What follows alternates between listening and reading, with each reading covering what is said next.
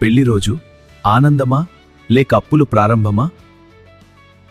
కూతురు పుట్టింది ఆశీర్వాదమా లేక ఖర్చుల జాబితానా? పెళ్లి పవిత్ర బంధమా లేక డబ్బు డీల్నా? అబ్బాయి విలువ మార్కెట్ రేటా? అమ్మాయి వస్తువు కాదు, ఆమె ఒక జీవితము. వరకట్నం అంటే ఆమె గౌరవాన్ని వేలం వేయడం.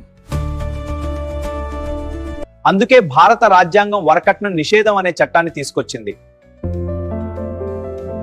అదే వరకట్న నిషేధ చట్టం 1961 ప్రకారం కట్నం ఇచ్చిన నేరం, తీసుకున్న నేరం.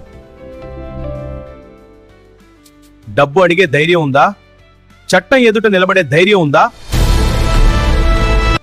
ప్రేమకి ధర పెడితే ఆ బంధం శాపమవుతుంది.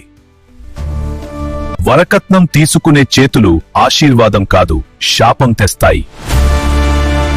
సంస్కృతి పేరు చెప్పి నేరం చేయకండి.